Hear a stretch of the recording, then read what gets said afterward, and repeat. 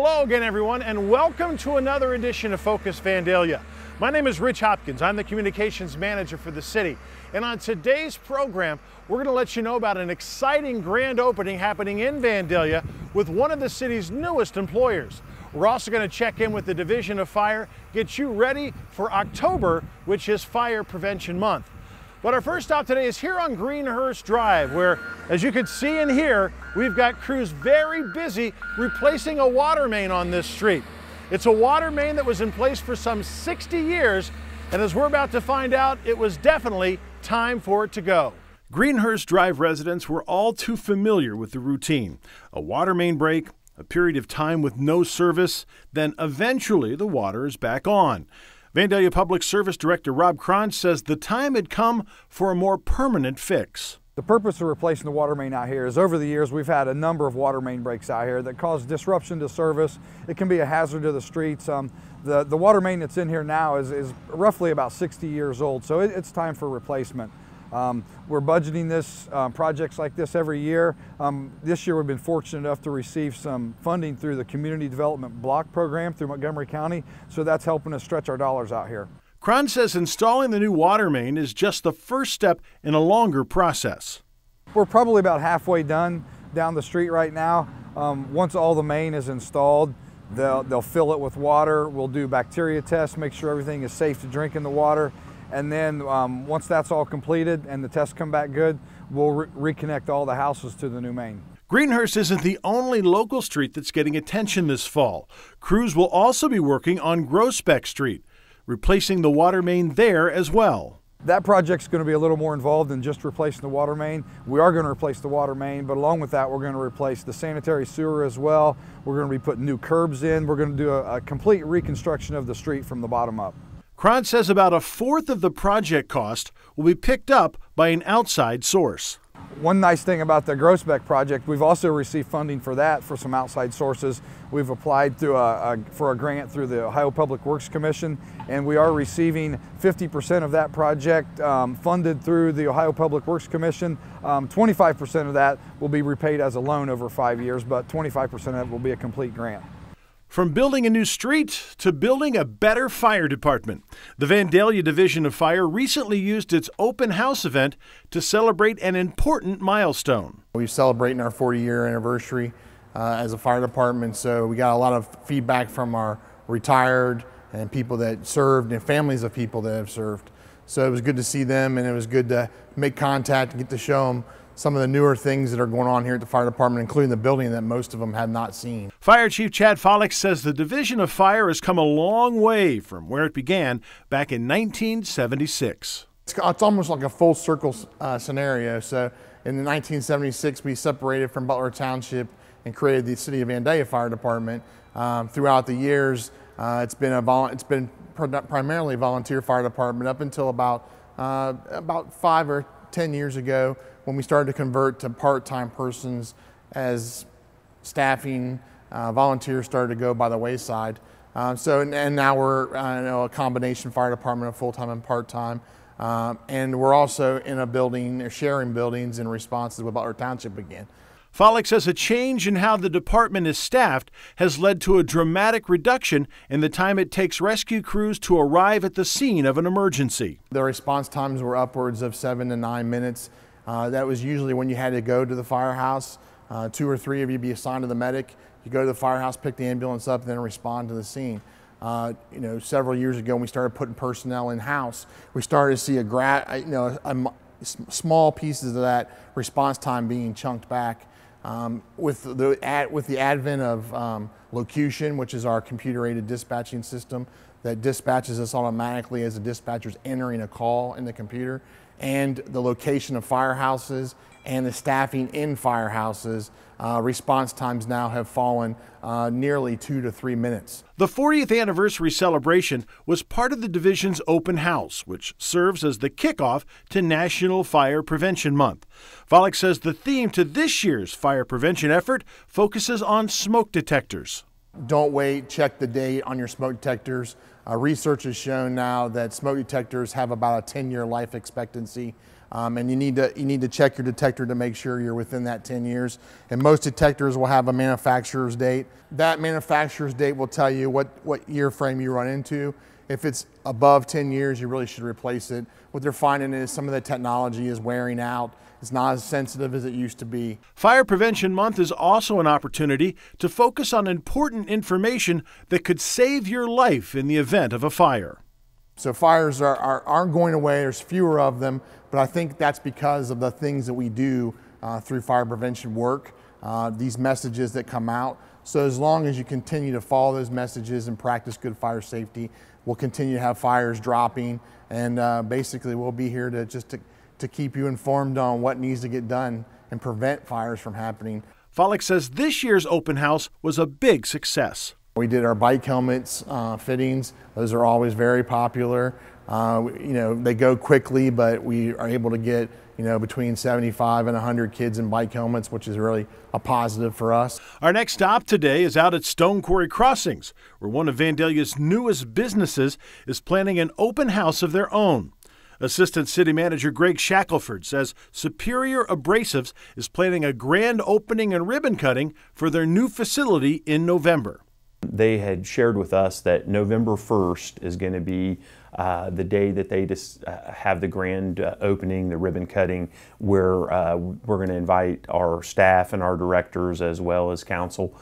But they also shared that they're going to have an open house type of setting for the entire week. So they're going to plan to have their clients and their vendors and just make it a really, really nice opportunity for everybody. Shackelford says there's also good news to report on National Road, where the former Morton Middle School site is moving closer to an exciting redevelopment. They had signed contracts, agreements with two businesses. The primary anchor medical business, that's signed up, as well as another medical user that is going to be a smaller office opportunity. So those are really positive. They're still looking at all their due diligence. I actually made a request to the schools to try to get a little bit more environmental information that I thought we might have had, but we did not. So I'm hoping to pull that together within the next few weeks. But I still think that if all goes as planned, we'll have that project. We'll get the property, at least the closing for the land, done by the end of the year. It's been a hectic month for the Vandalia Senior Citizen Center, where coordinator Tony Williams says there's something happening pretty much every day. She says it wouldn't be possible without a stable of faithful volunteers. This is the month I like to recognize all the people that come here that are members, but they also go beyond just coming and attending things. They do something extra here. Work in the office, work in the kitchen, drive our van, many, many other jobs. And so for those people, I'd like them to sign up by October 21st. So on Friday, October 28th at noontime, we'd like to honor them with a lunch and a few other things. A few months back, an art class taught by Sinclair Community College at the center was discontinued due to low enrollment. Those left behind have come up with a pretty good plan B. The people in that class would like to continue on, and so they've kind of morphed it into being just a general art group. Whatever your interest is, bring your project, bring your own supplies, and come and enjoy the company of other people and maybe, some ideas from other people or trying out something new that somebody else is doing. That's every Thursday from noon to 3 o'clock. Another art class to tell you about is a craft project coming in late October, with all of the supplies provided free of charge. And this time it's a fall card like Halloween or Thanksgiving, things to do with fall. And that's on Tuesday, October 18th from 1:30 to 3. It's limited to 18 members, so you do need to sign up, but it is free. So sign up and join us. If you know how to knit or crochet, here's an opportunity to crochet for a cause. The super sewers, they're part of this center. They have always made lots of quilts, and many of them are donated. One of the places they donate them is to the AMVETS about this time of year, because in November, the AMVETS have a breakfast for the homeless people, and they pass out these lap quilts. There are never enough of them.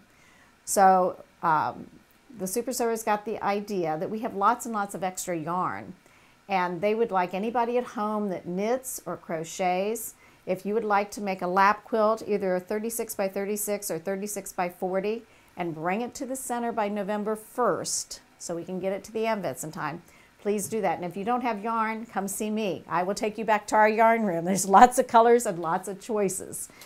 Williams says she's trying to get the word out now about a project she hopes to complete next month, just in time for Veterans Day. I'm going to start hanging up the veterans pictures that I collected last year from people.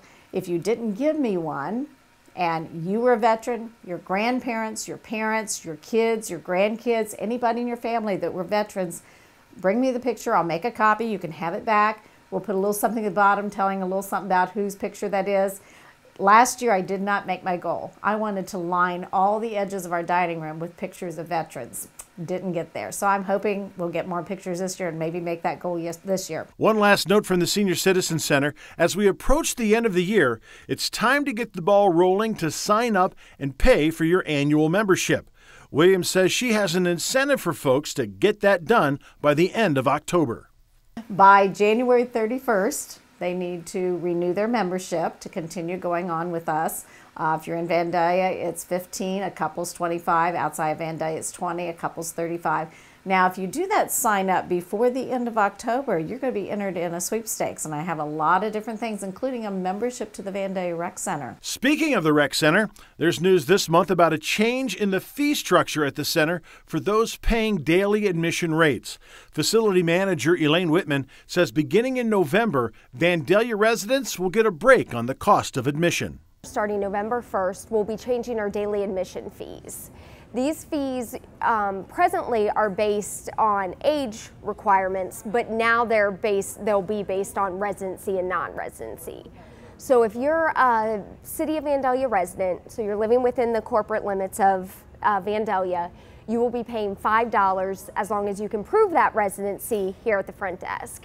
Otherwise, you'll pay the non-resident rate of $8. Whitman says to get the lower rate, you'll need to provide proof of residency. You prove residency by either showing a state issue ID with a picture and your current Vandalia address on it, or you can bring in a utility bill with a picture ID. Those who take advantage of the special resident rate will only have to provide that proof once every 2 years. The great thing is that you can just bring in your ID or your proof of residency one time, and then we will issue a resident ID that will stay within our system, and you can just scan it in when you come in so you can get that $5 rate. Another change at the center is designed to give Vandalia residents and VRC members increased access to the gymnasium. We're coordinating the schedule to allow public open gym times and limited open gym times. The limited open gym times will only be, the gymnasium will only be available to city residents with proof of residency, our members, and our members' guests. They're the only ones who will be able to utilize the gym during that time. Whitman says the new policy should give members and residents shorter wait times and a little elbow room while using the gymnasium, while still allowing non-residents an opportunity to enjoy the gym as well. So we'll be having times of public open gym, which will be from 6 a.m. to 2 p.m. Monday through Friday, and on Saturday from 7 a.m. to 10 a.m. Limited open gym, however, will be from 2 p.m. to 9:45 p.m. Monday through Friday, and on Saturday from 10 a.m. to 6:45 p.m. and on Sunday all day from 12 noon to 6 p.m. If Zumba is your thing, you'll want to know about this one, a special Zumba class designed to get both you and the Vandalia Food Pantry in good shape for the holiday season. Recreation Supervisor Sarah Levy. So on Wednesday night, October 26th at 6:30, we have Harvest Night Zumba. It's a special Zumba class where you can get your workout in and have a good time for a good cause. So the class is actually free if you bring in 3 or more canned goods, which we are going to donate to the local Vandalia Food Pantry. So come and have fun and bring your canned goods, and it's a great fun event for everybody. And once you're done helping the food pantry stock its shelves, you can work on stocking your own. Recreation Supervisor Alicia McCracken says you can win your Thanksgiving dinner at the turkey shoot. 32nd annual turkey shoot coming up on Saturday, November 19th. Starts at 10 a.m. sharp. A great family basketball event, a foul shooting competition, that we have multiple age divisions, all the way from 4 and under up to 18 years of age. Very minimal price, $5 for a resident team, $7 for a non-resident team. A team would consist of an adult and a youth, and each division wins or could potentially win a Kroger gift card for their Thanksgiving feast. One last note from the Recreation Center, you still have time to sign up for the next round of swim classes.